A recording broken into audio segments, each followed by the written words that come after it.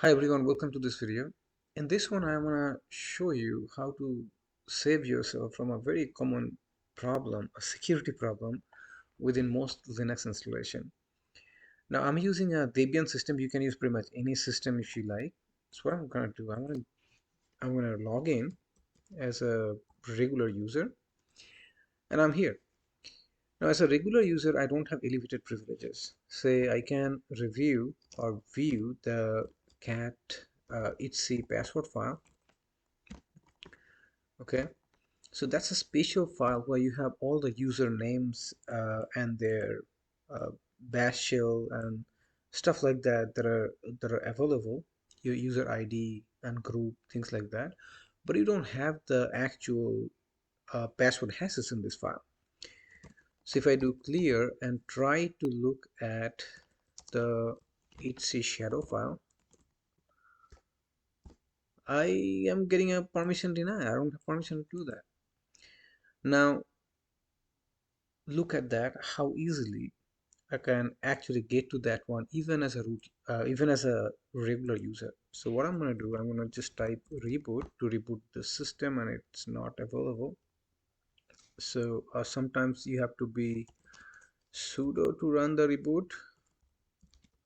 Let's see if that works. It did. So now it's rebooting the system, and once this comes up and in this screen it says before booting C. So I had to press the C to get into uh, which is called a grub window. So I have to restart this again since I waited too much. So let me go back to here and do that one more time. Okay, so here activities and terminal, and this time let's learn another command to restart the machines. Init 6 and 2, and now it's restarted. This time I'm not going to wait that long, so there is a timer like 10 seconds or something. Now I'm going to press C, and what happened, now you see that I'm in the grub menu. Now in this grub menu I'm still a regular user. Okay, I should not be seeing your shadow file, but over here if I do cat etc and then password wd, I can see everything. Do you see? That's a huge security risk. So what you really want, you want to protect your grub and at least use some kind of authentication. So what you need to do here, do escape, and you log back in to your system. And once you are in the system, we are going to configure something called the grub password that is going to protect you. So to do that, I'm going to log in as a regular user, and then I'm going to be a root. Okay, and to be a root, what I can do, I can get the terminal back on, and then from here do su-root to be a root and provide the root password. So what the thing that I really want to configure is something called the grub menu. Okay, now before I do anything, let's create a password for the grub. So the password that I want to do, there is a command called grub. You can like type grub and then hit tab, and it's gonna pick up whole bunch of commands. See, there's a grub dash, whole bunch of commands are in there.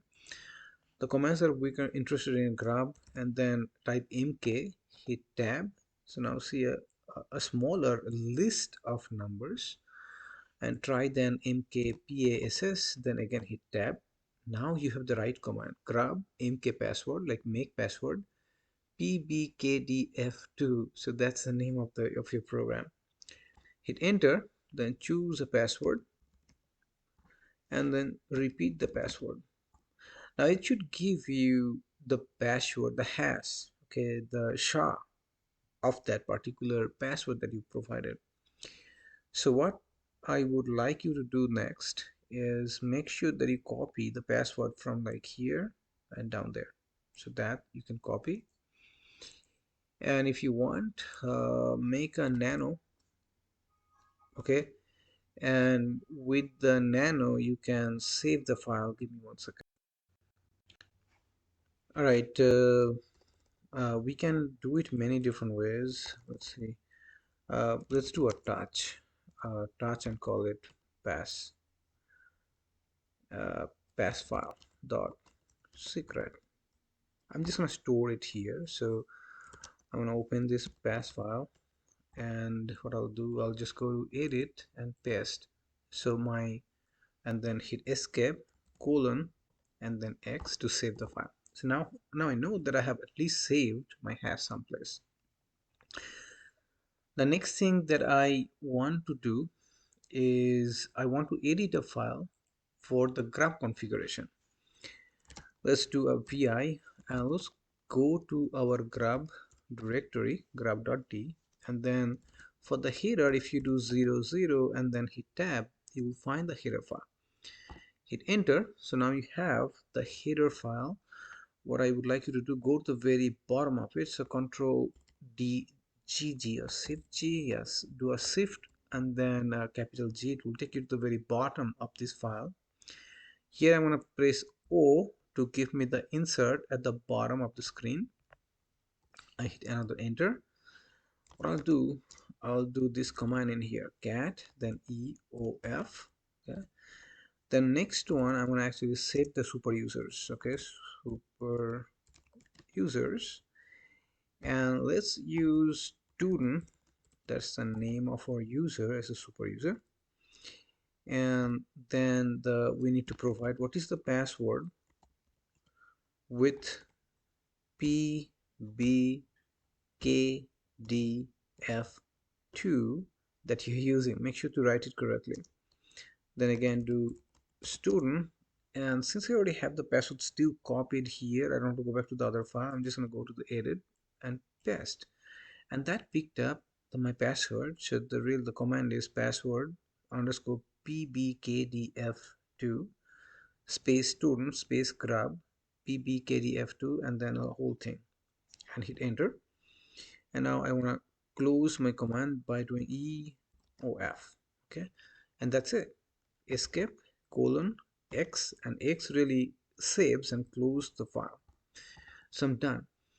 Now with the grub configuration, what happens, you really want to run the update grub command in here, okay, to update the configuration file. So just run update grub and hit enter, and what it says now, all done. So what it really did, it actually updated the grub configuration file for you.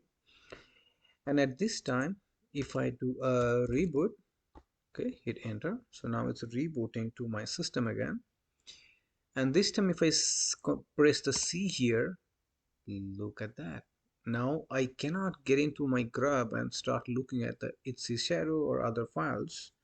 Now I have to provide the username, which is student, and the password, whatever I've configured. Now I have access. Now I can do cat itsy password and view the content and hit escape to get out of here.